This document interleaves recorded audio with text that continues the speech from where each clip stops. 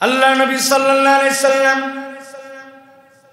যখনই কোনো মানুষের মধ্যে কোনো কোয়ালিটি দেখতেন, কোনো গুণাগুণ দেখতেন, ওই মানুষের কোনো পারফরম্যান্সের কারণে নবীজি যদি মনে করতেন এই মানুষটা ইসলামের জন্য কল্যাণকর হবে, এই মানুষটা যদি বড় হয়, এই মানুষটা যদি সামনে আসে, তাহলে উম্মাহ তার দ্বারা উপকৃত হবে। নবী করিম সাল্লাল্লাহু আলাইহি সাল্লাম সব সময় চাইতেন ওই মানুষটা যেন ইসলামের সুশীতল ছায়ার তলে চলে আসে, আর আল্লাহ রাব্বুল আলামিন যেন তাকে হেদায়েতের রাস্তার উপরে আসীন করে দেন। হযরতে আব্দুল্লাহ ইবনে আব্বাস রাদিয়াল্লাহু তাআলা বলছেন, নবীজি সাল্লাল্লাহু আলাইহি সাল্লাম যেই সময় মক্কায় কঠিন সময় পার করছেন, ওই সময় আল্লাহর নবী সাল্লাল্লাহু আলাইহি সাল্লাম বারবার অনুভব করতেন দুইটা মানুষ মক্কায় আছে, যেই মানুষগুলার প্রভাব প্রতিপত্তির সাহস, যেই মানুষগুলার বলিষ্ঠতা এত বেশি প্রখর, এই মানুষগুলা যদি ইসলামের ছায়ায় আসে, ইসলাম তার দ্বারা উপকৃত হবে, অন্যদের প্রতি তার প্রভাব পড়ে যাবে। হযরত আব্দুল্লাহ ইবনে আব্বাস বলছেন, আমি নিজে কানে শুনলাম নবীজি নিজের চক্ষু পানি বের করে দিয়ে আল্লাহর কাছে দোয়া করছেন, আল্লাহুম্মা আইজ্জাল ইসলাম বিআহাব্বি হাযাইনির রাজুলাইনি ইলাইকা বিআবি জাহলিন আও বিউমর ইবনুল খাত্তাব। এই রব্বুল আলামিন, আমি আপনার কাছে ফরিয়াদ করি, আল্লাহুম্মা আইজ্জিল ইসলাম বিআহাব্বি হাযাইন।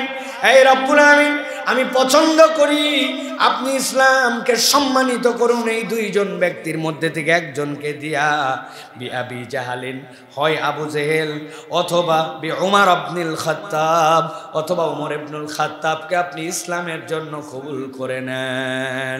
আল্লাহ নবী সাল্লাল্লাহু আলাইহি সাল্লাম আল্লাহর কাছে নিজে এইভাবে ফরিয়াদ দিয়েছেন। এই হাদিসের ব্যাখ্যায় মুহাদ্দিসিন কেরাম বলছেন, নবীজি সাল্লাল্লাহু আলাইহি সাল্লাম আরেকটা হাদিসের মধ্যে বলেছেন, আল্লাহুম্মা ইজ্জিল ইসলাম বিউমর ইবনুল খাত্তাব খাসসা। আই রব্বুল আমিন, আপনি উমর ইবনুল খাত্তাবকে দ্বারা ইসলামকে সম্মানিত করুন, ইসলামের মর্যাদা বৃদ্ধি করুন। আগেরটার মধ্যে দোয়া করেছিলেন দুইজনের জন্য, কিন্তু দোয়াটা কবুল হয়েছে ওমরে ফারুকের জন্য। মুফাসসিরিনে কেরাম ব্যাখ্যা করছেন কারণ কি, কারণটা অনেকে বলছেন আল্লাহ নবীর ওই দোয়ার মধ্যে আল্লাহই তার মধ্যে বের করেছেন, কিন্তু আল্লাহ নবী একটা কথা বলে বসছিলেন। ওমরের নাম যেখানে বলেছেন সেখানে ওমরের যা নাম তাই বলেছেন, কিন্তু আবু জেহেল তো আবু জেহেলের নাম ছিল না। তার জাহালতের কারণে, তার মূর্খামির কারণে, তার বিরাট বিরোধিতার কারণে তার নাম ছিল আবু জেহেল।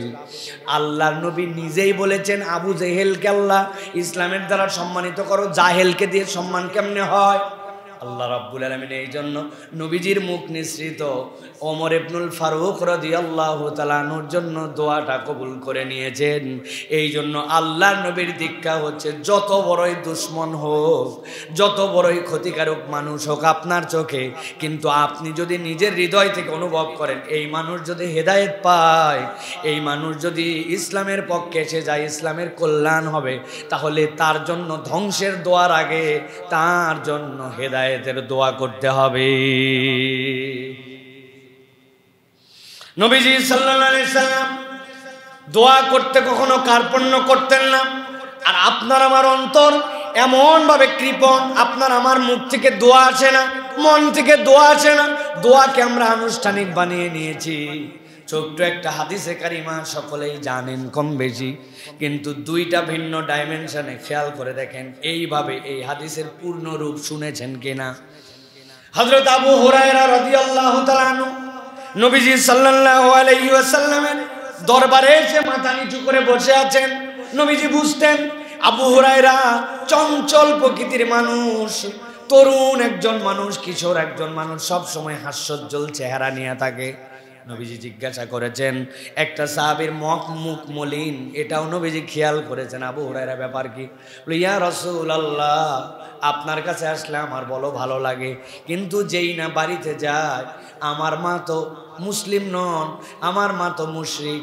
মুশরিক হলেও সমস্যা নাই, কিন্তু আপনার ব্যাপারে অসংলগ্ন কথা বলে, নবীজির ব্যাপারে যদি উল্টাপাল্টা কথা বলে, হৃদয় তো আমার ফেটে যায়। ইয়া রাসূলুল্লাহ, আমি সহ্য করতে পারি না। নবীজি সাল্লাল্লাহু আলাইহি ওয়াসাল্লামকে আবু হুরায়রা বললেন, ইয়া রাসূলুল্লাহ, আপনি আমার মায়ের হেদায়েতের জন্য একটু দোয়া করেন। নবীজি সাল্লাল্লাহু আলাইহি ওয়াসাল্লাম এক মুহূর্ত দেরি করলেন না।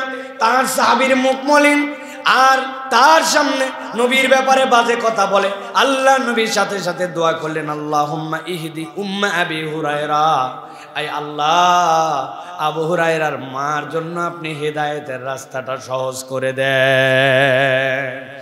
আবু হুরায়রা রাদিয়াল্লাহু তাআলা নবীজির দোয়া শোনার পরে তার বাড়ির দিকে রওনা হয়ে গেলেন। আবু হুরায়রা রাদিয়াল্লাহু তাআলা নিজে মুখে বলছেন, আমি যখন বাড়িতে পৌঁছালাম, পৌঁছানোর পরে দেখি দরজাটা বাহির দিয়ে লাগানো, আর ভিতর দিয়ে আমার মায়ের গোসল করার শব্দ আমি শুনতে পাচ্ছি, এবং তাড়াহুড়াও তিনি করছেন। গোসল করার পরে তাড়াহুড়া করে কাপড় পরলেন। কাপড় পরার পরে দরজা খুলে আবু হুরায়রা যখন ভিতরে গেছেন, সাথে সাথে আবু হুরায়রাকে বলছো, আবু হুরায়রা, আমার মনের মধ্যে ভিন্ন রকম একটা ইচ্ছা এখন জেগেছে, আমি আর দেরি করতে চাই না, তুমি আমাকে এক্ষুনি শাহাদা পাঠ করায় মুহাম্মাদের দলভুক্ত করে না। হযরত আবু হুরায়রা তাকে সাথে সাথে পড়িয়েছেন, আশহাদু আল্লা ইলাহা ইল্লাল্লাহ ওয়া আশহাদু আন্না মুহাম্মাদান আবদুহু ওয়া রাসূলুহু। নবীজির দোয়া কবুল হয়ে গেছে। আবু বকর হযরতে আবু হুরায়রার চেহারা চকচক করতে শুরু করেছে, আনন্দে উদ্বেলিত হয়ে বলছে, মা, তুমি আমার কাছে হেদায়েত এনেছো, কিন্তু চলো নবীর দরবারে। এখন মাকে টানতে টানতে নবীজির দরবারে নিয়ে আসছেন হযরত আবু হুরায়রা। আনার পরে বলছি, ইয়া রাসূলুল্লাহ, আপনি দোয়া করেছেন, আমার মার সাথে সাথে ঈমান এনে ফেলেছে। এই যে আমার মা, এই যে আমি, কিন্তু ইয়া রাসূলুল্লাহ, নবীজিও খুশি, আল্লাহ রাব্বুল আমিন তার দোয়া কবুল করেছেন। নবীজি ক্রেডিট নিজের উপরে নিলেন না, বলেন আল্লাহর প্রশংসা করো। আল্লাহ রাব্বুল আমিন হেদায়েত দিয়েছেন, খুশি হও, আল্লাহর প্রশংসা করো। হযরত আবু হুরায়রা আলহামদুলিল্লাহ বললেন। বলার পরে বলেন, ইয়া রাসূলুল্লাহ, আমার আরেকটা দোয়া লাগবে, আপনার কাছে একটু দোয়া করেন। কি দোয়া? বলে, ইয়া রাসূলুল্লাহ, আপনি দোয়া করেন আমার মা এবং আমি যেন মুমিনদের কাছে প্রিয় পাত্র হয়ে যায়। আমার মাকেও যেন মুমিনরা ভালোবাসে, আবার আমাকেও যেন মুমিনরা ভালোবাসে। সুবহানাল্লাহ। মুড যখন ভালো থাকে, আপনার পরিবেশটা সুন্দর, এমন আপন কথা বলে দিয়েছেন যেই দোয়াটা কবুল হয়ে যায় আল্লাহর কাছে। নবীজি হেসে দিলেন। দেওয়ার পরে আল্লাহর কাছে দোয়া করতে শুরু করলেন, সাহাবীদেরকে সামনে নিয়ে, আল্লাহুম্মা হাব্বিব উবাইদাকা হাযা, আয় আল্লাহ, এই ছোট্ট গোলাম আবু হুরায়রাকে আপনি প্রিয় বানায় নেন আপনার, ইয়ানি আবু হুরায়রা ওয়া উম্মাহু ইলা ইবাদিকাল মুমিনিন ওয়া হাব্বিব ইলাইহিমুল মুমিনিন। আয় আল্লাহ, মুমিনদের কাছেও তাদের ভালোবাসার পাত্র বানায় দেন, আর তাদের হৃদয়ের মধ্যেও যেন মুমিনদের ভালোবাসা ঢুকে যায়। আল্লাহ নবীর এই দোয়ার সাথে সাথে আল্লাহ এমনভাবে কবুল করলেন, কিয়ামত পর্যন্ত 5374টা হাদিস রিওয়ায়াত করে গেছেন। মুমিনরা নবীর মুখ নিঃসৃত যে কোনো বিষয়ের কিছু যদি খুঁজতে চায়, আবু হুরায়রার নাম নেওয়া ছাড়া উপায় নাই। 5374টা হাদিস এক ব্যক্তি রিওয়ায়াত করছেন। আপনি যে সাবজেক্টে খুঁজেন, 10 জন সাহাবী থাকলে আবু হুরায়রাও তার মধ্যে আছেন। মুমিন বলবে ক্বালা রাসূলুল্লাহ সাল্লাল্লাহু আলাইহি ওয়াসাল্লাম, আর তার আগে বলবে না আনা আবি হুরায়রাতা, এটা সম্ভব নয়। আল্লাহ তার এবং তার মাকে এমন পছন্দ করছেন, সুবহানাল্লাহ। দোয়া করায় নিছেন যে কল্যাণের দোয়া, উত্তম দোয়া, নবীজি কখনো কমতি করেন নাই। কার? আমার ছেলেটা সফল হতে পারে নাই, আরেকজনটা আগায় গেছে, আমার মনের মধ্যে আইরি দুঃখ কষ্ট, আমি আর দোয়া করতে চাই না। কারো সফলতার দোয়া, কেউ সফল হোক, কল্যাণকামী হোক, এই দোয়া আমার মন থেকে আসে না। নবী করিম সাল্লাল্লাহু আলাইহি ওয়াসাল্লামের প্র্যাকটিস এটা ছিল না, প্রিয় ভাইরা। এই জন্য আপনাদেরকে সব সময় আমাদেরকে অপরের কল্যাণের দোয়ার সাথী হতে হবে, যে আমি মানুষের কল্যাণের দোয়া করবো। রে ভাই, আল্লাহ রাব্বুল আলামিন বাংলাও বোঝে, ইংরেজিও বোঝে, সব দোয়া খালি বাংলায় করতে হয় বিষয় এরকম নয়। আর কোন সময় কোন দোয়া কবুল হয় রব্বুল আলামিন কেবল জানেন। এই জন্য গুরুত্বপূর্ণ সময়গুলিতে, যেগুলো দোয়া কবুলের যে গুরুত্বপূর্ণ সময়, এই সময়গুলিতে বড় বড় কিছু চেতে হয়। শাইখুল হাদিস আল্লামা আজিজুল হক রহমতুল্লাহ আলাই, তার থেকেও বর্ণনা আসছে, খতিব ওবায়দুল হক রহমতুল্লাহ আলাই, তাদের থেকেও আসছে। উনি হারাম শরীফে ছিলেন, মসজিদে হারামে কোনো এক সময় ইফতারের আগ মুহূর্তে ছিলেন। ওই সময়টা গুরুত্বপূর্ণ না দোয়া কবুলের জন্য। তো উনার সামনে অনেক খাবার আসছে, উনি বলছেন আহারে এগুলো খাবারের সাথে যদি একটা কাঁচা মরিচ হতো, লঙ্কা, কাঁচা মরিচ আছে না আমাদের বাঙালিদের, মুড়ি মাখা, তারপরে ছোলা, এগুলো হলে একটা পেঁয়াজ মরিচ হলে আমাদের ফ্লেভার হয়। তো উনি বলে বসছেন হুট করে, আরে একটু যদি একটা লঙ্কা হতো তাহলে দারুণ হতো। এই কথা বলছেন, বলে ভুলেও গেছেন। আবার উনি বলতেছেন আমি হারাম থেকে বেরিয়েছি নামাজ পড়ে, দেখি এক পাকিস্তানি মাথার মধ্যে এত বড় এক ডালি নিয়ে ভর্তি মরিচ নিয়ে বলছে, জিসকো লঙ্কা চাইয়ে यहाँ से लीजिए लीजिए लीजिए हाजी साहब लीजिए, যার যার মির্চি চাইয়ে लीजिए, যার যার মরিচ লাগবে মাথার মধ্যে আছে হাজিরে একটা দুটা করে নিয়ে যান। উনি এইটা দেখে হাউমাউ করে কাঁদতে শুরু করছেন। লোকজন বলছে যে হুজুর আপনি না কিছুক্ষণ আগে বললেন আর এখন লঙ্কা হাজির, আপনি আবার কাঁদতেছেন? বলে আরে আমি তো কপাল দেখে কাঁদতেছি, ওই সময় কি লঙ্কা চাওয়ার কথা আমার? আল্লাহ কবুল করে একটা মরিচ পাঠাইছেন, কিন্তু এমন মুহূর্ত ছিল আমি আল্লাহর কাছে আরো বড় দোয়া করলে আল্লাহ হয়তো কবুল করে নিতেন। হৃদয়ের মামলা। আমার জীবনেও এরকম ঘটনা। আরাফাতের ময়দান থেকে উঠছি বাসে, মুরব্বীদেরকে সবাইকে বাসে ঢুকাই দিয়েছি, মুজদালেফায় যাব, 10-12 বছর আগের কথা। ছাদের উপরে উঠছি কোন রকমে, রাস্তা কম কিন্তু যেতে অনেক সময় লাগে মুজদালেফায় পৌঁছাতে। এখন আমাদের সাথে যারা আছে রাজশাহী অঞ্চলের বেশিরভাগ মানুষ, এগুলো বেশিরভাগ মানুষ পান খাওয়া পছন্দ করে। রাজশাহীর মানুষ, রাজশাহীর পানের স্বাদও যেরকম, এদিককার মানুষ পান খাওয়াও জানে এত সুন্দর করে। ঢাকার মতো এরকম মূর্খ পান খাওয়া না, পানের মধ্যে চুন না লাগায় ঢাকাতে যে পান দিয়ে দেয়, আমাদের ওই উত্তরবঙ্গে হলে থাপড়ার দাঁতের মারি পর্যন্ত ফালায় দিয়ে ব্যাককল কোথাকার। এটা আবার কেমনে পান খাওয়া? পানে সুন্দর করে কাটবে, বোটা ফালাবে, পান চুন লাগাবে, খয়েল লাগাবে, এরপরে ভিতরে কালো জিরা দিবে, মশলা দিবে, প্যাট, আর এই জায়গায় এক প্যাঁচ দিয়ে সুপারি একটা ভিতরে পুশ করাই দিয়ে এরপরে তুমি যা পারো। ছাগলও, উত্তরবঙ্গের ছাগলও এই পান খাবে না, ওদিকে ছাগলেরও স্ট্যান্ডার্ড আছে। এখন আমাদের যেগুলো পান খায়, যাই হোক এক এক দেশের এক এক নিয়ম, এটা কাউকে ছোট করার জন্য বলছি না। এখন উপরে ওঠার পরে কেউ কেউ বলতেছে এত লম্বা সফর, ছাদের উপরে উঠে গেলাম, গরম অনেক, ইস একটু যদি পান থাকতো সারা রাত পার করে দেওয়া যেত। বিশ্বাস করেন এর 5-7 মিনিটের মধ্যেই মাওলানা সারোয়ার নামে একজন, আমাদের হাটহাজারি ফারেক, আমাদের এক চাচা, ছাদের উপরে আমাদের সাথে বাসে আসে, নিচ থেকে একজন এসে ডাকতেছে, এই সরোয়ার, সরোয়ার, এই সরোয়ার। চাচা নিচে তাকায় দেখে উনার বড় ভাই, উনি সৌদি আরবে কাজ করে, উনি হজের জন্য আসছে। আসার পরে বলছে সরোয়ার তুই কেন নিচে আয়? বলে কেন নিচে যাবো? কয় আমার দাস্ত হয়ে গেছে, মানে পেট খারাপ হয়ে গেছে, আমি বাসে গেলে অবস্থা খারাপ হয়ে যাবে, আমার এখন এই বাথরুম করতে করতে হলেও আমাকে পৌঁছাতে হবে মুজদালেফায়, বাসে যেতে পারবো না, একাই গেলে মাথা ঘুরে যাবে, তুই নাম। বড় ভাই অসুস্থ, ছোট ভাই উপরে, মৌলানা এহরামের কাপড় টাপড় ধরে নিচে নামলো। আর একজন জিজ্ঞাসা করছে চাচা তোমার হাতে কি? একটা পলিথিন আছে। আরে পলিথিন ভর্তি পান, এগুলো পান কে খাবে? ধর তোরা। বলে ছাদের উপরে ফিকে দিয়ে দিয়েছে। উনাদের মাথাই খারাপ যে আরাফাত ময়দান, ওই জায়গায় পান তো দূরের কথা, আর উনার কাছে পান সুপারি যা লাগবে ওর মধ্যে সব সহ। একজন বলল আহারে এই আরাফাতের পরেই দোয়া কবুল হয়, কি দুঃখে যে এই সময় বললাম একটু পান হলে, এই সময় তো আরো বড় দোয়া করার কথা। প্রিয় ভাইরা, দোয়া বান্দার জীবনে বিরাট নিয়ামত, এটাকে কখনো ছোট করা না করা, আমি করলে হবে, উমুকি করলে হবে না, এরকম ভাবার কোনো কারণ নাই। আল্লাহ কোন সময় বান্দার দোয়াটা কবুল করে নেবেন। এই জন্য মন যখন ভালো থাকে, মানুষের যখন খুশ মেজাজ থাকে, মানুষ যখন একটা মুডে থাকে, দোয়াটা ওই সময় নিয়ে নিতে হয়। এটা সাহাবায়ে কেরাম বুঝতেন। নবী করিম সাল্লাল্লাহু আলাইহি সাল্লামের কাছে দোয়া এই জন্য চেয়ে বসতেন, নিজেরা দোয়া করতেন। আল্লাহ রাব্বুল আলামিন এই দোয়ার বরকতে মানুষের ভাগ্য পরিবর্তন করে। আমাদের টার্গেট হবে অমুক মানুষটা, তমুকটা, এই ব্যক্তিটা আমি যদি মনে করি ইসলামের জন্য কল্যাণকর, উনাকে জানানোর দরকার নাই, আল্লাহর কাছে আমরা তার জন্য দোয়া করব। পারবো না ইনশাআল্লাহ? আর একটা জেনারেল দোয়া কি? রব্বানা গফির লানা ওয়া লিইখওয়ানিনা আল্লাযীনা সাবাকুনা বিল ঈমান। আল্লাহ, যারা চলে গেছে আমাদের থেকে সবাইরে তুমি মাফ করে দাও। তাদের ব্যাপারে অন্তরের মধ্যে আমাদের কোনো গিল রেখো না, হিংসা রেখো না। আল্লাহ, আমাদের মুসলমানদের অন্তরগুলোর মধ্যে তুমি সৌন্দর্য পয়দা করে দাও। এটা একটা জেনারেল দোয়া। এইটা নবী করিম সাল্লাল্লাহু আলাইহি ওয়াসাল্লামের অনন্যতা। অধিকাংশ মানুষই আমরা এরকম টার্গেট করে দোয়া করি না।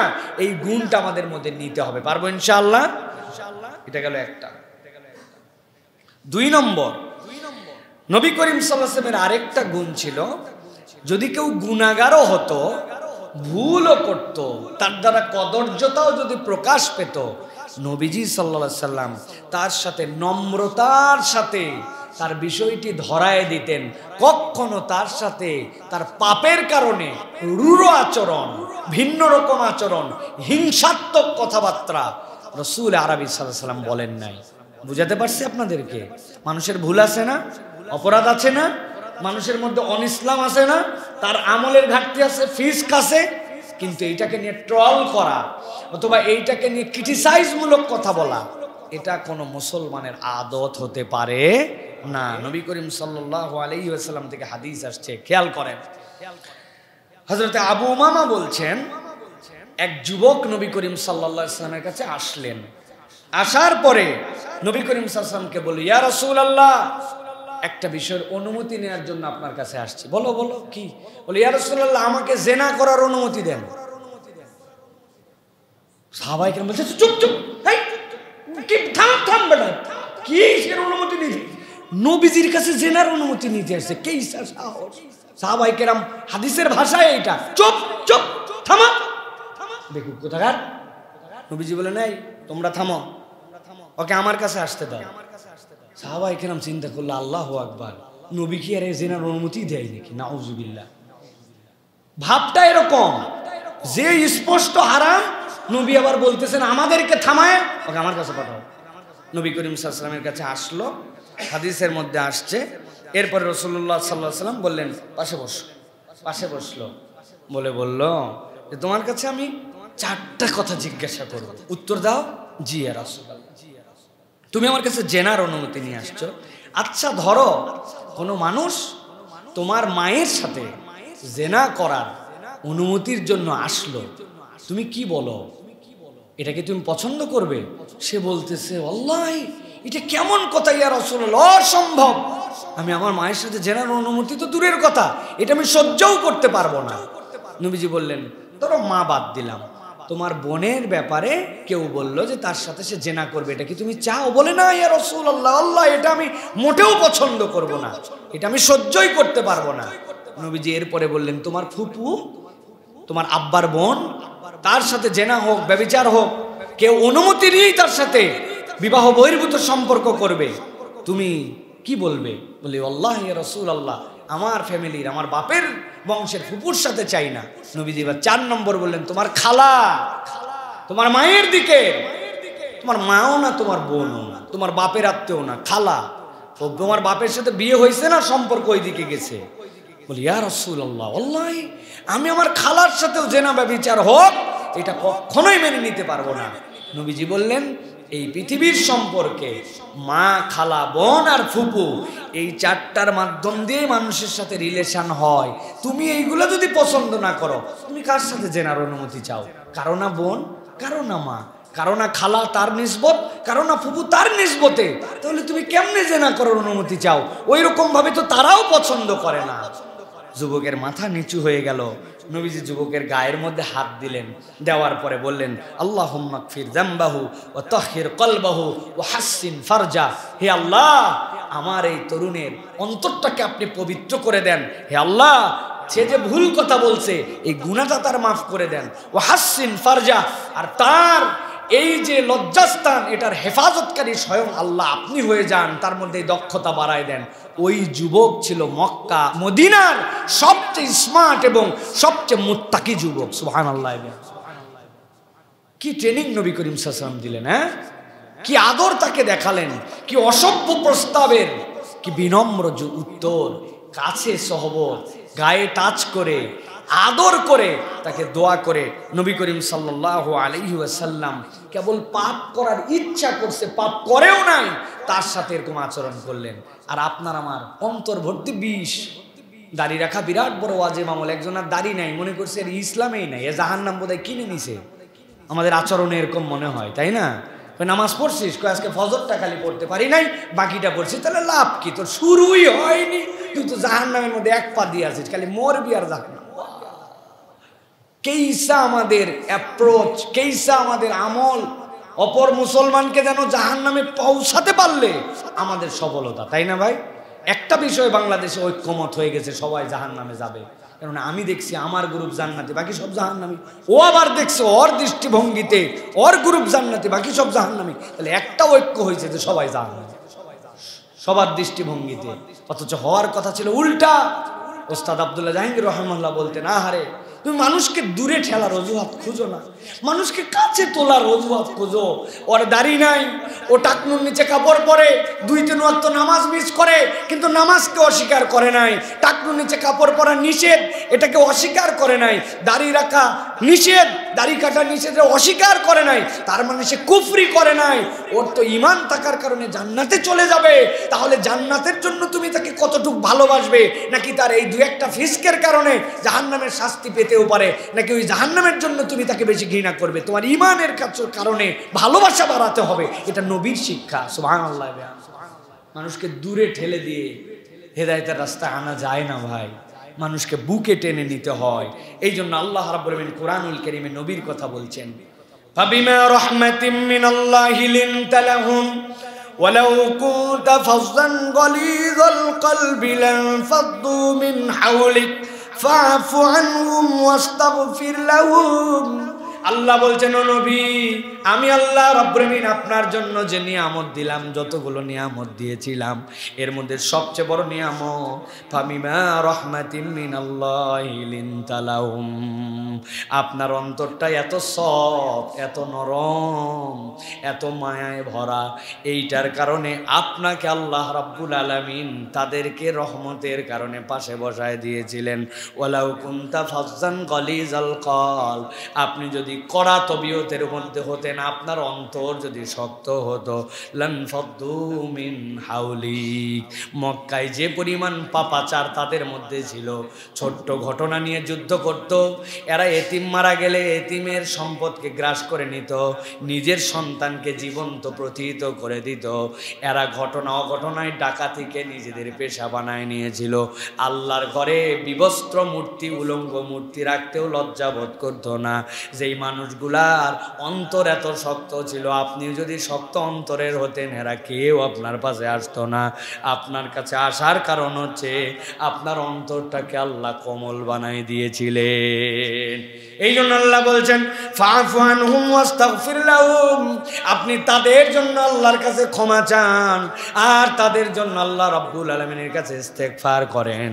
আল্লাহর নবী সাল্লাল্লাহু আলাইহি ওয়াসাল্লামের সাহাবী আব্দুল্লাহ ইবনে আমর রাদিয়াল্লাহু তাআলা বলেন, ও দুনিয়ার মুসলমানেরা শোনো, আমি অতীতের যত গ্রন্থ আছে, ধর্মগ্রন্থ, সবগুলা গ্রন্থগুলা পড়েছি। পড়ার পরে এই আয়াতে কারিমাকে সামনে রেখে আমি একটা সিদ্ধান্ত উপনীত হয়েছি, এমন কোনো গ্রন্থ নাই যেই গ্রন্থের মধ্যে মুহাম্মদ সাল্লাল্লাহু আলাইহি ওয়াসাল্লামের পরিচয় ছিল না, শেষ নবীর পরিচয় ছিল না। আর ওই গ্রন্থগুলার মধ্যে আল্লাহর হাবিবের 5টা গুণাগুণের কথা আল্লাহ উল্লেখ করে দিয়েছিলেন। আব্দুল্লাহ ইবনে আমর বলেন, 1 নম্বর নবীর গুণ ছিল কঠোর হবেন না নবী, 2 নম্বরে কঠিন ভাষায় কথা বলবেন না, 3 নম্বরে নবীজি বাজারে ঘোরাফেরা তথা অযথা আড্ডাবাজ হবেন না, 4 নম্বরে মন্দ আচরণের জবাব উত্তম আচরণ দিয়ে দিবেন, আর 5 নম্বরে ক্ষমাশীল এবং দয়ালু স্বভাবের হবেন। এই 5টা গুণের কথা আল্লাহ প্রত্যেক পয়গম্বরের গ্রন্থে মুহাম্মদ সাল্লাল্লাহু আলাইহি ওয়াসাল্লামের ব্যাপারে উল্লেখ করেছেন। তার উম্মত যদি এই 5টা গুণে গুণান্বিত হয়, আল্লাহ মুহাম্মদ সাল্লাল্লাহু আলাইহি ওয়াসাল্লামের উম্মতকে তার তালিকার মধ্যে রেখে দিবে। 10টা গুণাগুণ খুব গুরুত্বপূর্ণ। কঠোর হওয়া এটা নবীজির সিফাত নয়। কঠিন ভাষায় কথা বলা, বাপরে এমন কথা বলে দিছে কলিজা সেদা হয়ে এপার থেকে ওপার বেরিয়ে গেছে, তাই না? যেই লোকেরা তার সাপোর্টও করত তারাও পর্যন্ত বিরক্ত যে আমি পুরা দেশের মালিক, লাইট টাইট সব বন্ধ করে দিয়ে রাখবো। একদম চিন্তা করছে, বা তোরা সাপোর্ট করলেই কি তাই বলি তুই লাইট বন্ধ করে দিবি, ফ্যান পানি বন্ধ করে দিবি, এত বড় নেও ঠেলা, কেমনে যাওয়া লাগে, তাই না ভাই? অতএব হ্যাডাম দেখানো হয় না, এরকম উল্টাপাল্টা কথা বলতে হয় না, যেটা আল্লাহ রাব্বুল আমিন সহ্য করেন না। আমিত্ব যেন না আসে, আমি দিয়েছি, আমি করেছি, মানে আমি সব ফ্যাক্টরি আমি, এইটা আল্লাহ রাব্বুল আমিন পছন্দ করেন না। এই সভা বাজারে ঘোরাফেরা অযথা আড্ডাবাজি নবীওয়ালা চরিত্র না, বিনা কারণে ফাও ফাও কোনো কারণ নাই। এই যে ভবঘুরা এটা নবীওয়ালার স্বভাব নয়। মন্দ আচরণের উত্তম আচরণ দিয়ে কেউ একটা খারাপ আচরণ করছে আমিও খারাপ করলাম না, সে খারাপ করছে আমি কষ্ট হলো সয়ে গেলাম, ভালোটা ফিডব্যাক দিলাম, এটা নবীওয়ালা চরিত্র। আর ক্ষমাশীল এবং দয়ালু হওয়া এটা হচ্ছে রাসূল আরবি সাল্লাল্লাহু আলাইহি ওয়াসাল্লামের চরিত্র। অনেক কথা বলতে চাইলে শুধু বলতেই যাবে, এই জন্য সংক্ষেপ করতেছে প্রিয় ভাইরা। আরেকটা ঘটনা শোনেন, নবী করিম সাল্লাল্লাহু আলাইহি ওয়াসাল্লাম কিভাবে সাহাবায়ে কেরামের সাথে বিনম্র আচরণ করতেন, কিভাবে। হযরতে মাইজ বিন মালিক রাদিয়াল্লাহু তাআলা আনহু, বিখ্যাত সাহাবীর ঘটনা, মাইজ বিন মালিক রাদিয়াল্লাহু তাআলা জেনার ঘটনা। হযরতে মাইজ বিন মালিক নবীজির কাছে আসলেন, আসার পরে বললেন, ইয়া রাসূলুল্লাহ আমাকে পবিত্র করেন। নবীজি বললেন, তোমার ধ্বংস হোক, যাও আল্লাহর কাছে ইস্তেগফার করো, করে মাপ চাও আল্লাহর কাছে। এই লোক নাসর বান্দা আবার খানিকক্ষণ পরে এসে বলছে, ইয়া রাসূলুল্লাহ আমাকে পবিত্র করেন। নবীজি বলছেন, তোমার ধ্বংস হোক। এই ধ্বংস মানে ওই ধ্বংস না, আমরা বলেন শর্ত সর, তো ওইটা নবী করিম সাল্লাল্লাহু আলাইহি ওয়াসাল্লামের স্টাইল ছিল ভাষা। তোমার ধ্বংস হোক, আমার কাছে কেন পবিত্র করে আসতে হবে, আল্লাহ পবিত্র করে, যাও আল্লাহর কাছে ইস্তেগফার করো। সে নাসর বান্দা 3 নম্বরে বলছে, ইয়া রাসূলুল্লাহ আমাকে পবিত্র করেন। নবীজি বলছেন, আচ্ছা কথা তো বললাম আল্লাহর কাছে তওবা করো, আল্লাহ সব মাফ করে দেয়, আমার কাছে কেন? বলে, ইয়া রাসূলুল্লাহ ঘটনা আছে। বলে, কোন অপরাধ থেকে পবিত্র করব তোমাকে? বলে, ইয়া রাসূলুল্লাহ আমি জিনা করে ফেলেছি, আমার জিনা থেকে আপনি আমাকে পবিত্র করেন। নবীজি বলেন, এই এর কি মাথা ঠিক আছে? উল্টাপাল্টা কথা বলে। বংশ যারা গোত্রের লোক তাদের কাছে বললেন, ওরা বলছে, ইয়া রাসূলুল্লাহ উনি তো অসংলগ্ন আচরণ করে না, ওনার মাথা ঠিক আছে। নবীজি পার করে দেওয়ার জন্য, কাটায় দেওয়ার জন্য নবীজি বললেন। এরপর নবীজি বললেন, ও নিশ্চয় ফিস্ক করছে, মদ খেয়ে ফেলছে। মদ না খেলে এরকম কথা বলে নাকি কেউ? 2 জন লোক লাফ দিয়ে উঠে যায়, তার মুখের মধ্যে নাক দিয়ে শুকলো, শুকে বলে, ইয়া রাসূলুল্লাহ উনি মদও পান করে নাই। নবী করিম সাল্লাল্লাহু আলাইহি ওয়াসাল্লাম দেখলেন সাহাবায়ে কেরামের সামনে, তারপরেও সে বলতেছে, ইয়া রাসূলুল্লাহ আমাকে পবিত্র করেন। নবীজির মুখ মলিন হয়ে গেল। নবীজি শেষ পর্যন্ত বললেন, যাও ওকে রজম করো, পাথর নিক্ষেপ করে তার শাস্তি তাকে বুঝায় দাও। সাহাবায়ে কেরাম তাকে টাইনে নিয়ে চলে গেলেন গারকাত বাকি গোরস্থান যেখানে, ওখানে যাওয়ার পরে তারা প্রথমে পাথর মারেন নাই, তারা প্রথমে হাড্ডি, মাটির ঢেলা এইগুলা তাকে নিক্ষেপ করতে শুরু করলেন। এটাতে তিনি সহ্য করতে না পেরে দৌড় দিছেন। দৌড় দেওয়ার পরে পিছে পিছে সাহাবায়ে কেরামও দৌড় দিছেন। নবীজি যেহেতু তাকে রজম করতে বলছেন, কিন্তু উনার দৌড় দেওয়ার উদ্দেশ্য ভিন্ন ছিল, যে এরা তো আমাকে পাথর মারতেছে না, এরা মারতেছে আমাকে মাটি, ঢেলা, হাড়। কিন্তু নবীজি তো রজম বলতে পাথর বুঝাইছেন। উনি একটা পাথরের প্রান্তরে যায় চুপ করে দাঁড়ায় গেলেন। সকলে তাকে পাথর মারতে মারতে এক পর্যায়ে তিনি পাথরের মধ্যে মিলিন হয়ে গেলেন, তিনি তার রূহ এখান থেকে বেরিয়ে গেল। সাহাবায়ে কেরাম ফেরত আসলেন, আসার পরে নবী করিম সাল্লাল্লাহু আলাইহি ওয়াসাল্লামের কাছে বলতে শুরু করলেন, ইয়া রাসূলুল্লাহ মাইসকে এখানে আমরা এরকম করছিলাম, সে দৌড় দিল, তারপরে ওই জায়গায় যে দাঁড়ায় গেল, আমরা পাথর নিক্ষেপ করে শেষ করলাম। নবীজি বললেন, যখন সে দৌড় দিল তখন তোমরা ছেড়ে দিলে না কেন? যদি ছেড়ে দিতে, আল্লাহ যদি তার তওবা কবুল করে নিতেন, তোমরা কেন ঘাবড়ায় গেলে? তারপরে সাহাবায়ে কেরাম এই কথা শুনে চুপ করে গেলেন। এই ঘটনা সাহাবায়ে কেরামের জীবনে প্রভাব ফেলে দিল। বাজারে হাটে আলোচনা হতে শুরু করলো। একদল সাহাবী বলতে শুরু করলেন যে তার পাপই তাকে মৃত্যুর দিকে ঠেলে নিয়ে গেছে, যদি পাপ না থাকতো তাহলে মৃত্যু পর্যন্ত যেত না। আরেক দল সাহাবী বলতে শুরু করলেন, না না, ও তো ভালো মানুষ, যেই পাপ দুনিয়ার কেউ দেখে নাই, সে না বললে কেউ জানতোই না, কেউ তার বিপক্ষে অভিযোগও দিতে আসে নাই, তাহলে সে কত বড় ভালো মানুষ, আল্লাহকে ভয় করে সে তওবার নিয়তে এটা করছে, খবরদার এ কথা বলো না। নবীজি 3 দিন কোনো কথা বললেন না, সাহাবায়ে কেরামের সাথে কোনো কথা বললেন না, চুপচাপ নবী করিম সাল্লাল্লাহু আলাইহি ওয়াসাল্লাম একদম চুপচাপ থাকলেন। 3 দিন পরে নবী করিম সাল্লাল্লাহু আলাইহি ওয়াসাল্লাম একদিন এসে দেখলেন সাহাবায়ে কেরামের মধ্যে তখনও এই ঘটনা নিয়ে, মাইজের ঘটনা নিয়ে গুঞ্জন হচ্ছে। নবীজি সকল সাহাবীর দিকে তাকায় বলেন, এই সাহাবায়ে কেরাম, তোমরা তোমার ভাই মাইজের জন্য আল্লাহর দরবারে ক্ষমা প্রার্থনা করো। সবাই ইস্তেগফার করলো, আল্লাহ মাইজকে মাফ করে দাও। এরপরে নবীজি বললেন, তোমরা না বলেছিলে তার মৃত্যু তাকে টেনে নিয়ে গেছে, কেউ বলেছিলে তার তওবা আল্লাহর কাছে গ্র্যান্ড হয়েছে, আমি মুহাম্মদ সাল্লাল্লাহু আলাইহি ওয়াসাল্লাম তোমাদেরকে জানালাম, মাইজ ওই যে ওইখান থেকে দৌড় দিয়ে রজম পর্যন্ত গিয়েছিল, মাইজ যে তওবাটা আল্লাহর কাছে করেছিল, এই তওবাটা যদি পুরা উম্মতের মধ্যে ভাগ করে দেওয়া হতো, এটা যথেষ্ট হয়ে যায়। রাসূলুল্লাহ সাল্লাল্লাহু আলাইহি ওয়াসাল্লাম ছাড় দিতে চেয়েছেন, কেন? কেননা কেউ তো অভিযোগ করে নাই, নিজে নিজে আসছে নবীজি তার এইটাকে, তারপরেও তার যে অবস্থান, যে সাহাবী তিনি ভুল করে ফেলছেন, তার যেন সম্মানহানি না হয়, এই জন্য আল্লাহ রাব্বুল আলামিন তার জন্য এটার বর্ণনা করলেন। নবী করিম সাল্লাল্লাহু আলাইহি ওয়াসাল্লাম এরপরে তিলাওয়াত করেছেন আয়াতে কারিমা, ওয়াকিমিস সালাতা তারাফাইন নাহার যুলাফাম মিনাল লাইল ইন্নাল হাসানাত ইউযহিবনাস সাইয়্যাত যালিকা যিকরা লিয-যাকিরিন। আল্লাহ রাব্বুল আলামিন বলছেন, তোমরা রাতের কিয়দাংশ সালাত আদায় করো, তোমরা দিনের শুরু আর রাতের শুরু, ফজর আর মাগরিব, এই দুটা ঠিক রাখো। আর ওয়াতারাফাম মিনাল লাইল, রাতের কিয়দাংশ, ফজরের আগে তাহাজ্জুদ, কোনো ব্যক্তি যদি ফজরকে সংরক্ষণ করে, বিকালের নামাজকে সংরক্ষণ করে আর তাহাজ্জুদের নামাজ পড়ে, আল্লাহ বলছেন ইন্নাল হাসানাত ইউযহিবনাস সাইয়্যাত, তোমাদের যত অপরাধ থাক আল্লাহ ওইগুলাকে দূর করে কেবল দিবেন না, অন্য আয়াতে বলছেন সকল ভুলগুলাকে সওয়াব দ্বারা কনভার্ট করে দিবেন। সুবহানাল্লাহ, এটা নবীওয়ালা চরিত্র, চিন্তা করেন তো কত বড় পাপ।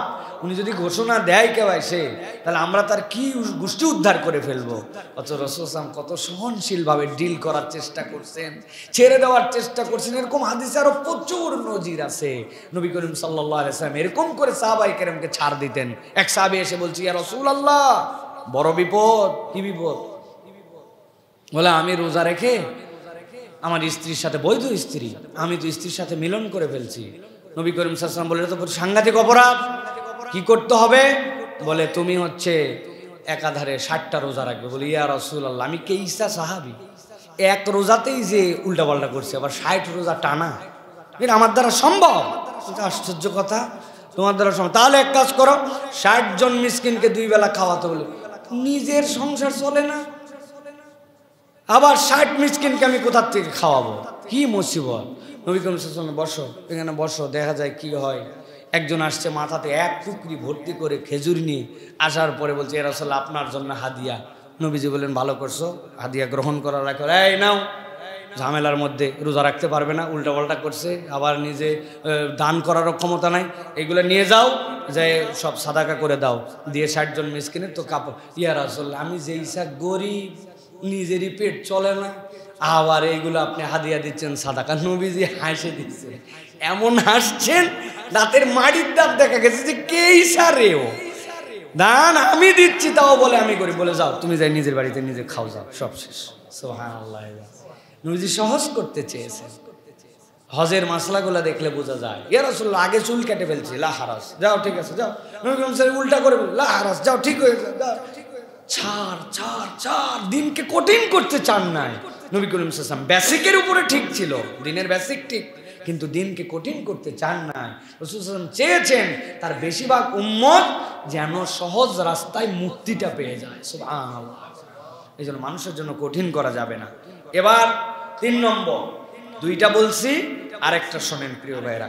শিশুদের সাথে রাসূলুল্লাহ সাল্লাল্লাহু আলাইহি ওয়াসাল্লামের কতগুলো ইউনিক ব্যবহার ছিল, এটা আমাদের জন্য খুব জরুরি। আমাদের যারা ছোটরা আসছে আজকে মসজিদে, তাদেরকে অ্যাটেনশন দেওয়ার জন্য বলতেছি। আর ছোটদের যারা আমাদের গাইড আছেন, মুরব্বীরা, তারাও কথাগুলি ভালো করে শুনেন।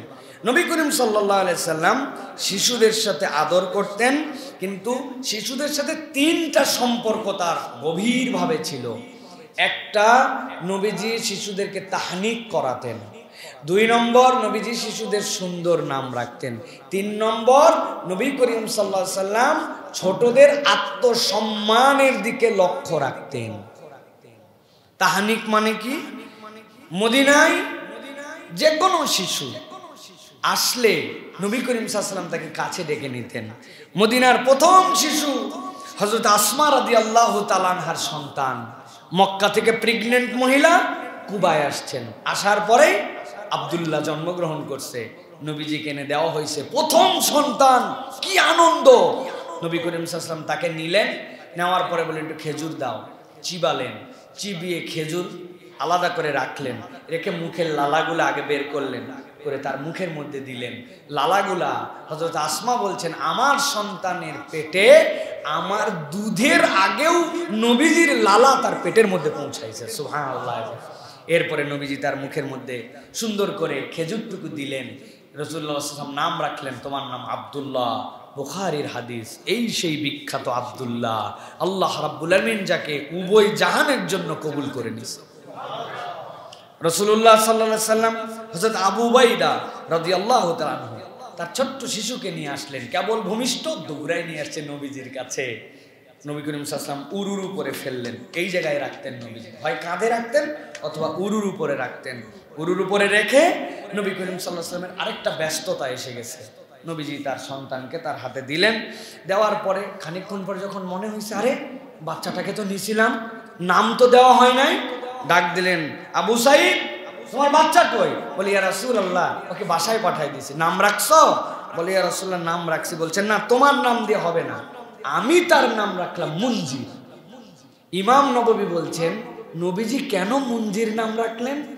নবীজির এই হাদিসের অর্থে ইমাম নবী বলছেন, মুনজির বিন উমর, নবী করিম সাল্লাল্লাহু আলাইহি ওয়াসাল্লাম যে বীরে মওনা, নবীজির পক্ষ থেকে যারা গেল, তারা নবীজির উট পাহারা দেওয়াতে তাদেরকে হত্যা করে ফেললো। মুনজির বিন উমর ছিলেন ওই সেনাবাহিনীর প্রধান, আর একই বংশের লোক ছিল। নবীজি বললেন, এর নাম মুনজির, আশা করতেছি সে চাচার কুলের আরেকটা মুনজির হিসাবে ইসলামের খেদমত করবে। সুবহানাল্লাহ। এই যে নামের ক্ষেত্রে হিস্ট্রি মনে রাখা, নবীজি তার পরিবারকে একটা সান্ত্বনার বাণী দিয়ে দিলেন, এইটা বাচ্চাদের সাথে ছিল। এটা একটা প্রভাবও। আজগবি নেট থেকে ঘাঁটে ঘুটে যত উতাল পাতাল নাম বের করা যায়, স্মার্ট নাম বের করতে করতে আর কোনো নামই নাই।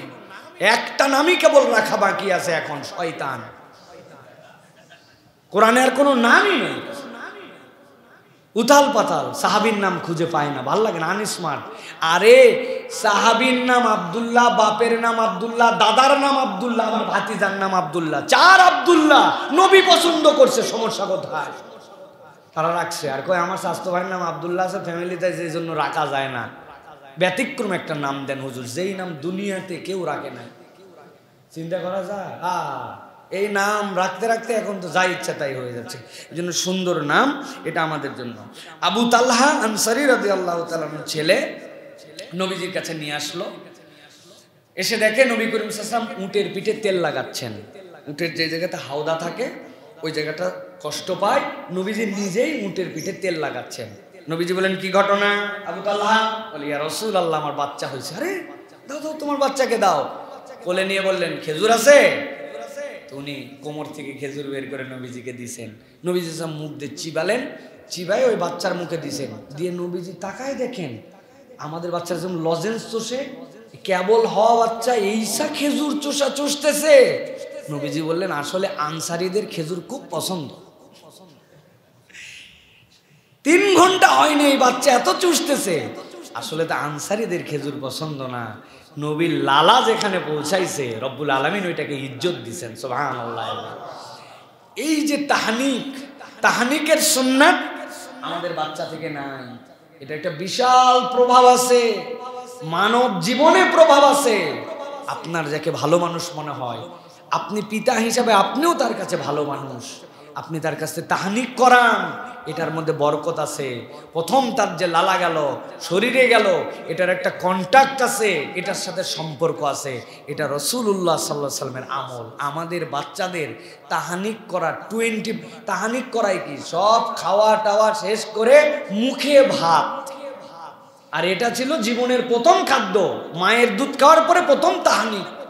এটা সাহাবায়ে কেরামরা খুব এটাকে প্রায়োরিটি দিতেন। আরবে এখন পর্যন্ত এই কালচার আছে, তারা তাহানিক করায় এইটা খেজুর দিয়ে। এইটা গেল। এরপরে নবী করিম সাল্লাল্লাহু আলাইহি সাল্লামের দুইজন শিশু, হাদিসে আসছে, বুখারীর হাদিস দ্বারা প্রমাণিত, নবীজির কোলে মুইতে দিছে। চিন্তা করছেন, নবী করিম সাল্লাল্লাহু আলাইহি সাল্লামের কোলে প্রস্রাব করে দিয়েছে। হযরত আয়েশা রাদিয়াল্লাহু তাআলা বলছেন যে উম্মে কায়েস বিনতে মিহসান তার বাচ্চাকে নিয়ে আসে, রাসূলুল্লাহ খায় না, বাচ্চাকে খাওয়ানো যায় না, নবীজির কোলে দিয়েছে আর প্রস্রাব করে দিয়েছে। নামাজের ওয়াক্ত হয়ে গেছে, নবী করিম সাল্লাল্লাহু আলাইহি ওয়াসাল্লাম কোলের মধ্যে পানি ছিটিয়েছেন, পবিত্র করে পরে নামাজে গেছেন। আয়েশা রাদিয়াল্লাহু তাআলা বলেছেন, এক বাচ্চাকে নিয়ে আসলো বরকতের দোয়া করার জন্য, নবীজি হাঁটুর উপরে শোয়ায় দিলেন। বাচ্চা এমন আরাম পাইছে, নবীজির কোলে শুয়ে আরামের ঠালায় প্রস্রাব করে দিয়েছে। নবীজি লুঙ্গি মেখে গেছে, নবীজি কিচ্ছু বলেন নাই, একটুকু বিরক্ত হন নাই। রাসূলুল্লাহ সাল্লাল্লাহু আলাইহি ওয়াসাল্লাম রেগুলার। চিন্তা করেন, একজন ইমামুল আম্বিয়া, হাজার হাজার সাহাবী, কি পরিমাণ প্রেশার নবী করিম সাল্লাল্লাহু আলাইহি ওয়াসাল্লামের উপরে, কিন্তু কখনো এগুলোকে উপেক্ষা করেন নাই। এই বাচ্চাদের ক্ষেত্রে রাসূলুল্লাহ সাল্লাল্লাহু আলাইহি ওয়াসাল্লাম এত যত্নশীল ছিল। 3 নম্বর বিষয়, যে নবী করিম সাল্লাল্লাহু আলাইহি ওয়াসাল্লাম শিশুদেরকে উপহার দিতেন, গিফট করতেন। শিশুদেরকে গিফট করা, এটা নবী করিম সাল্লাল্লাহু আলাইহি ওয়াসাল্লামের অন্যতম চরিত্র ছিল। তো কিরকম গিফট? হযরতে আবু হুরায়রা রাদিয়াল্লাহু তাআলা বলছেন, মদিনাবাসীর টেন্ডেন্সি ছিল, যখন কোনো খেজুরের গাছ পোক্ত হতো, খেজুর কাটার সিজন শুরু হতো, কেউ আগে কাটতো না। ইয়া রাসূলুল্লাহ, আমরা অমুক তারিখে খেজুর কাটবো, নবীজি বলতেন আমাকে ডাকবা, আমিও আসবো। প্রথম যে কাঁধিটা নবী করিম সাল্লাল্লাহু আলাইহি সাল্লাম কেটে দিতেন, সবচেয়ে পোক্ত সুন্দর একদম বলিষ্ঠ এক কাঁধি। এরপরে নবী করিম সাল্লাল্লাহু আলাইহি ওয়াসাল্লাম দোয়া করতেন, আল্লাহুম্মা বারিক লানা ফি মাদিনাতিনা ওয়া ফি সিমারিনা ওয়া ফি মুদ্দিনা ওয়া ফি সাইনা। হে আল্লাহ, তুমি আমাদের মদিনার ফসলে, মদিনার ওজনে, মদিনার নিক্তিতে রব্বুল আলামিন তুমি বরকত দিয়ে ভরপুর করে দাও। বারাকাতিম মা বারাকা, বরকতের পরে বরকত দাও, যে ব্যবসা করে, যে ওজন করে বরকত দাও। এই দোয়া করার পরে সবার মধ্যে এখন তাকাতাকি, যে নবীজি এই যে যেই ডালটা তার কাছে, এটা যদি আমি পাইতাম। নবীজি খুঁজে খুঁজে খুঁজে সবচেয়ে ছোট শিশু যেটা, ডাক দিয়া তার হাতের মধ্যে দিতেন। সে তো ওজনই তুলতে পারে না, কিন্তু সকলের মধ্যে আনন্দের হিল্লোল বয়ে যেত, যে সবচেয়ে ছোট্ট মানুষটার হাতে নবীজি এটা উঠাই দিতেন। সুবহানাল্লাহ। এই যে ফসল কাটার আনন্দ আমাদের দেশেও কিন্তু কি নবান্ন নাকি হয় না আমাদের। সুতরাং যদি ইসলামের সাথে মিলে যায়, এটা দোয়ার জন্য, বরকতের জন্য, এটা উৎসব, এগুলা মুবাহ, এটা করা যেতে পারে প্রিয় ভাইরা। এটা রাসূলুল্লাহ সাল্লাল্লাহু আলাইহি ওয়াসাল্লামের আমল ছিল প্রিয় ভাইরা। আরেকটা ঘটনা শুনেন, রাসূলুল্লাহ সাল্লাল্লাহু আলাইহি ওয়াসাল্লাম কিভাবে ছোটদেরকে গিফট দিতেন। খালিদ রাদিয়াল্লাহু তাআলা আনহুর কন্যা ছিলেন উম্মে খালিদ। একবার মদিনায় অনেক উপহার আসলো, এর মধ্যে একটা উপহার আসলো, একটা কাপড় জরি দেওয়া, এত সুন্দর দেখতে, কিন্তু আইটেমটা লেডিস। নবীজি বললেন, এই কাপড়টা আমি কাকে পরায় দিব? সাহাবায়ে কেরাম তো চিন্তা করছে, সুবহানাল্লাহি ওয়া বিহামদিহি, এটা মেয়ে মানুষের কাপড়, নবীজি বলছে পরায় দিবে। নবীজি তো আর মেয়ে মানুষকে কাপড় পরাবে না, কিন্তু বলছেন এই কাপড়টা আমি কাকে পরায় দিব? সাহাবায়ে কেরাম একটু কথা বলে না। নবীজি ডাক দিলেন, খালিদ তোমার মেয়ে কই? ইয়া রাসূলুল্লাহ, নিয়ে আসতেছি। দৌড়ায় নিয়ে আসছে উম্মে খালিদকে। নিয়ে আসার পরে নবীজি নিজে হাতে এই শিশুটার গায়ে এই কাপড়টা জড়ায় পরায় দিলেন। দেওয়ার পরে সানা সানা সানা, সাহাবায়ে কেরাম বোঝে না যে নবীজি সানা সানা সানা সানা বলতেছেন কেন, এই ভাষা তো জানে না। মূলত এই খালিদ রাদিয়াল্লাহু তাআলা তার পরিবার নিয়ে হাবাসায় প্রথম জীবনে তিনি ওখানে সফর করে চলে গিয়েছিলেন। তো হাবাসার একটা ভাষা হচ্ছে, কোন জিনিস যদি খুব চমকায়, খুব সুন্দর হয়, সেটাকে সানা সানা বলা হয়। নবীজি এটাও জানতেন, নবীজি তাদের স্থানীয় ভাষায় বলতেছেন। উম্মে খালিদ বোঝে, ছোটতে বড় হয়েছে, সানা সানা মানে কি, সে তো খুশি হয়ে গেছে। নবীজি পরায় দিয়ে বললেন, উম্মে খালিদ শোনো, এই কাপড়টাকে তুমি পুরাতন বানায় ফেলবে। হাদিসের মধ্যে পরিভাষা আসছে, গরিবুল হাদিসের মধ্যে, আরবের মানুষ যখন বলতো কোনো কাপড় কাউকে দিয়ে পুরাতন করে ফেলবে, এর মানে আল্লাহ তোমাকে দীর্ঘ জীবন দান করুক, সুবহানাল্লাহ। হাদিসের পরিভাষকরা বলছেন নবীজি ছোট্ট একটু কাজ করে বলে দিয়েছেন যে তুমি এই কাপড়কে পুরাতন বানায় ফেলবে। মহিলা সাহাবীদের মধ্যে উম্মে খালিদের থেকে বেশি বয়স আর কেউ পায় নাই। সবচেয়ে বয়সে যে উনি মারা গেছেন, আবু তুফাইল আমেরির কথা ছেলেদের মধ্যে বলা হয়, তিনি সবচেয়ে বয়সকালে মারা গেছেন। এই যে ছোট্ট শিশু, ছোট্ট সাহাবী, ছোট্ট মানুষটিকে মূল্যায়ন করা, এটা রাসূল আরবি সাল্লাল্লাহু আলাইহি ওয়াসাল্লামের চরিত্র ছিল। এখান থেকে আরো একটা জিনিস প্রতীয়মান হয়, বড়দের মজলিসে ছোটরাও যেতে পারে। বড়দের মজলিসে ছোটরা ফাও, ছোটদের দাওয়াত দেওয়া লাগে না, ছোটরা অটো চয়েস। আমরা অনেক সময় আমলে নেই না, যাই না, নেই না, আমল দেই না, তাদেরকে পাত্তা দেই না। এটা আমাদের চরিত্র হতে পারে না প্রিয় ভাইরা। কত ঘটনা, সুবহানাল্লাহ। হযরত মাহমুদ, একজন সাহাবী আছেন ইতিহাসে, নাম কি বলেন? মাহমুদ রাদিয়াল্লাহু তাআলা। উনি সাহাবী কিনা, সাহাবীদের মধ্যে এই নিয়ে কথা ছিল। বয়সী তার নবী করিম সাল্লাল্লাহু আলাইহি ওয়াসাল্লাম যখন ইন্তেকাল করে গেছেন, কেউ বলতেছেন 4, কেউ বলছে 5, ও কেমনে সাহাবী হইল? হযরত মাহমুদ বলতেছেন আমার নবীজির সাথে একটা স্মৃতি মনে আছে, এই একটা এভিডেন্সের কারণে তাকে সাহাবী মানা হয়। বলে কি স্মৃতি? বলে একদিন নবীজির কাছে গেছি, এক বালতি পানি, নবীজি বালতির মধ্যে মুখ দিয়েছেন, মুখ দিয়ে গাল ভরাইছেন পানি দিয়ে, আমার দিকে পিচকারি দিয়ে আমার মুখের মধ্যে নবীজি পানি মারছে, আমার পুরো মুখ মেখে গেছে। আমি দিয়ে আমার মনে আছে নবীজি আমার সাথে এরকম করছেন।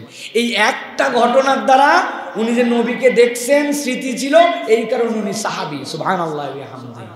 নবী করিম সাল্লাল্লাহু আলাইহি ওয়াসাল্লাম এই মজাটা করতেন সাহাবীদের সাথে। ওই থুতুটা থুতু না, ওটা তার দিকে রহমত আর বরকত রাসূলুল্লাহ সাল্লাল্লাহু আলাইহি ওয়াসাল্লাম ছিটায় দিয়েছেন।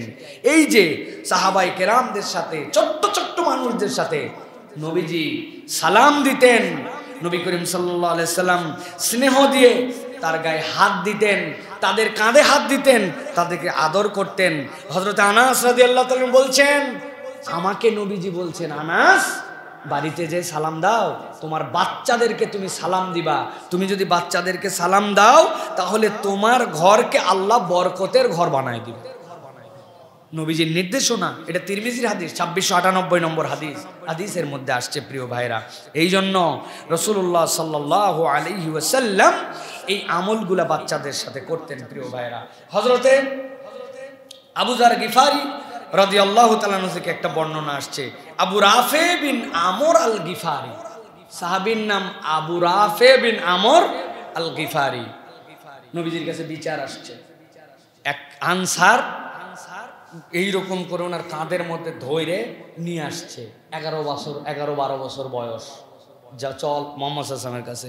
নবীজি বলছেন কি ব্যাপার, আবু রাফিকে কি জন্য নিয়ে আসছো? বলি ইয়া রাসূলুল্লাহ, যা দুষ্ট, খালি খেজুরের গাছে ঢেল মারে মারে কাঁচা খেজুর নামায়। ছাড়ো, কি জন্য ঢেল মারো? বলি ইয়া রাসূলুল্লাহ, এত ক্ষুধা লাগে আমার, আমি তো ক্ষুধা সহ্য করতে পারি না। নবীজির দিলটা পুড়ে গেল। নবীজি বললেন, আবু রাফি, ঢেল মেরে খাওয়া যাবে না, নিচে যেইগুলা পড়ে থাকে এগুলা তোমার জন্য হালাল, আর কখনো ঢেল মারবে না, ঠিক আছে? নবীজি এরপরে তার জন্য দোয়া করলেন, আল্লাহ আবু রাফিকে তুমি পরিতৃপ্ত করে দাও, তার তৃষ্ণাকে নিবারণ করে দাও। আবু রাফির এমন হালত হলো যে আবু রাফি এক ফোঁটা পানি খেলেও তার জন্য পেট ভরে যায়, অল্প একটু কিছু খেলেও তার তৃপ্ত হয়ে যায়, মানুষটা সবল। নবীজির দোয়া, সুবহানাল্লাহ।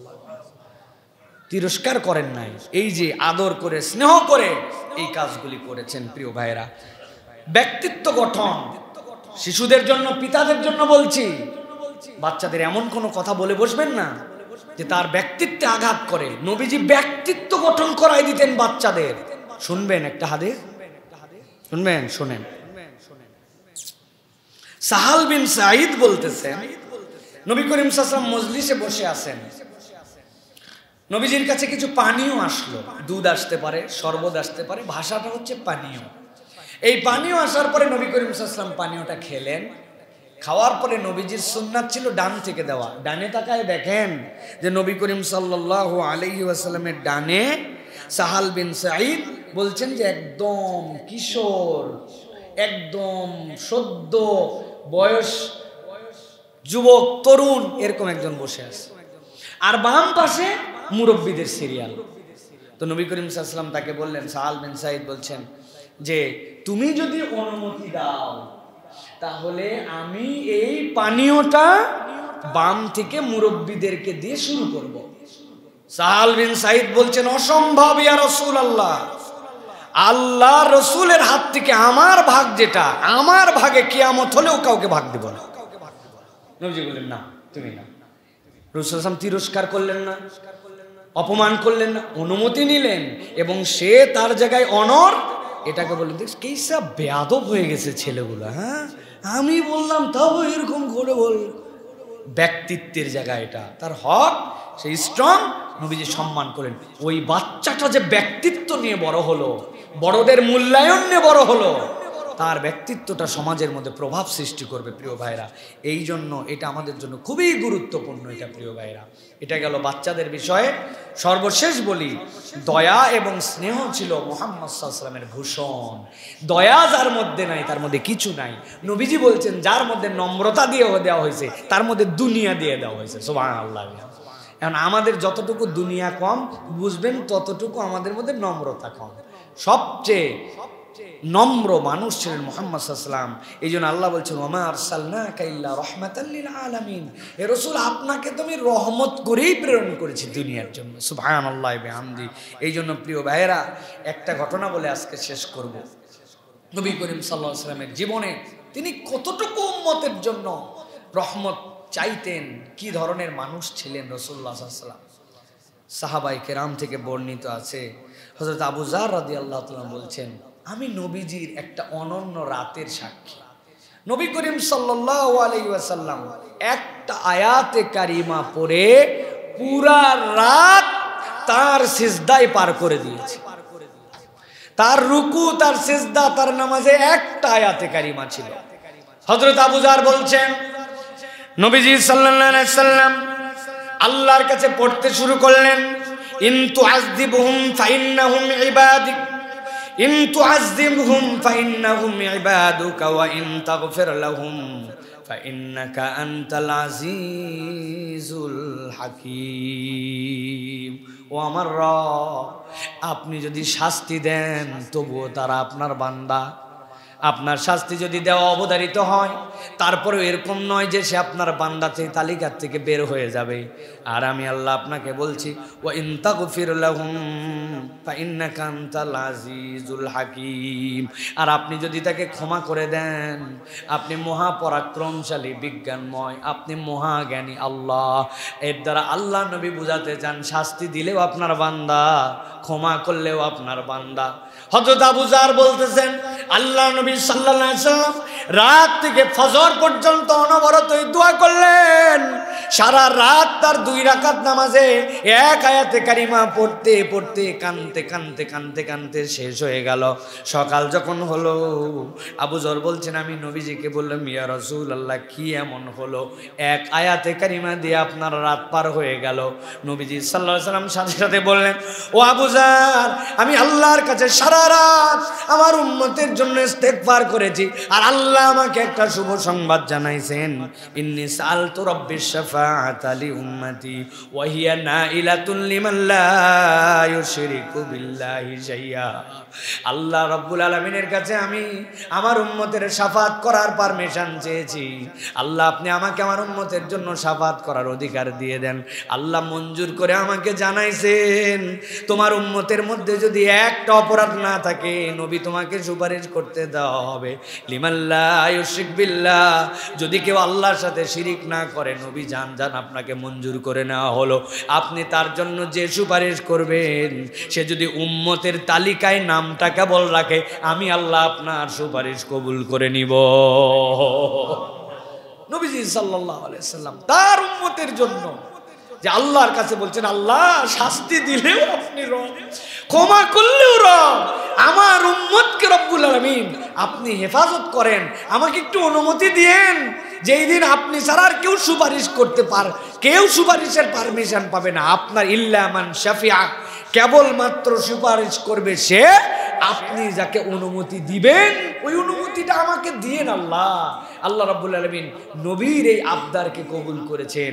নবী করিম সাল্লাল্লাহু আলাইহি সাল্লামকে এই জন্য বলা হয়েছে ওয়াখফিদ জানাহাকা লিমান ইত্তাবাআকা মিনাল মুমিনিন, হে নবী, পাখি যেরকম তার হাতগুলাকে প্রশস্ত করে দেয়, আকাশ ডাকলে মুরগি যেরকম তার বাচ্চাকে কোলের ভিতরে নিয়ে নেয়, ওয়াখফিদ জানাহাক, হে নবী আপনি আপনার দিলকে রহম করে দেন, আপনার মুমিনদের জন্য আপনার দিলকে প্রশস্ত করে দেন, তাদেরকে আপনার কোলের মধ্যে নিয়ে নেন। এটার মানে মুমিন যদি কেবল উম্মতে মুহাম্মদীর তালিকায় নাম রাখতে পারে, আল্লাহ তাকে মাফ করে দিবেন। সুবহানাল্লাহ। কিন্তু ওই নবীর দয়াদ্রতা, ওই নবীর গুণ, ওই নবীর কোন কাজ করলে আমি উম্মতের তালিকায় থাকি আমার কোনো ধারণাই নাই। আমি কেবল মনে করছি শেষ নবীর পরে আসলেই বোধহয় আমি উম্মত হয় না ভাই। যেরকম মক্কায় অবতীর্ণ হলেই কেবল মক্কি সূরা হয় না, মদিনায় অবতীর্ণ হলেই মাদানী সূরা হয় না, ওটার ডেফিনেশন আছে। হিজরতের আগের সব মক্কি, হিজরতের পরে সব মাদানী, হিজরতের পরে নবীজি মক্কায় অবতীর্ণ সূরাও মাদানী। ঠিক একই রকম এটাও মনে রাখেন, নবীর পরে শেষ নবীর পরে আসলেই উম্মতে মুহাম্মদী হয় না। মুহাম্মদ সাল্লাল্লাহু আলাইহি ওয়াসাল্লামের তালিকায় থাকার জন্য আল্লাহর নবীর ক্রাইটেরিয়ায় আপনাকে চলাফেরা করতে হয়। এইটুকু করলে আল্লাহ রাব্বুল আলামিন নবী বলছেন ইন্নী সাআলতু রাব্বিশ শাফাআতা লিউম্মতি ওয়া হিয়া নাইলাতুল লিমান লা ইউশরিক বিল্লাহি শাইআ। আল্লাহ মঞ্জুর করছে উম্মতের তালিকায় থাকো আর আল্লাহর সাথে শিরিক করো না, আমি মুহাম্মদ সাল্লাল্লাহু আলাইহি ওয়াসাল্লাম তোমার জন্য সুপারিশ করব। সুবহানাল্লাহ। এই যে রাসূল সাল্লাল্লাহু আলাইহি ওয়াসাল্লাম রহম দিল, বাঁচাই দেওয়ার দিল, এই দিলটা আমাদের জন্য দরকার। আজকে আর দীর্ঘ করবো না, অনেক দীর্ঘ হয়ে গেছে। তাহলে দয়া স্নেহ এটা আমাদের ভূষণ হবে। বাচ্চাদের সাথে আমাদের চমৎকার আচরণ করতে হবে। রাসূলুল্লাহ সাল্লাল্লাহু আলাইহি ওয়াসাল্লাম যেটা বলেছেন, 2-3টা দিকের কথা এর মধ্যে বলেছি, আমাদের বাচ্চা কাচ্চার এই ক্ষেত্রে খবর রাখতে হবে। এরপর আরেকটা কথা বলেছি, রাসূলুল্লাহ সাল্লাল্লাহু আলাইহি ওয়াসাল্লাম গুনাহগার হলেও নম্রতার সাথে দাওয়াত দিতেন। আর প্রধানত যেটা বলেছি, ভালো এবং যোগ্য মানুষদের জন্য রাসূল আরবি সাল্লাল্লাহু আলাইহি ওয়াসাল্লাম রেগুলার দোয়া করতেন। এই গুণাগুণগুলা, গুণের তো কোনো শেষ নাই, যেটা বলেছি নবী করিম সাল্লাল্লাহু আলাইহি ওয়াসাল্লামের, কিন্তু এই গুণাগুণগুলা আমাদের হৃদয়ে ধারণ করার জন্য চেষ্টা করতে হবে। পারবো ইনশাআল্লাহ? আর ওয়াদা করেছেন আপনারা যে নবী করিম সাল্লাল্লাহু আলাইহি ওয়াসাল্লামের জীবনী পড়বেন। আল্লাহ রাব্বুল আলামিন যেন নবীজি সাল্লাল্লাহু আলাইহি ওয়াসাল্লামের জীবনী আমাদেরকে পাঠ করার তৌফিক দান করেন।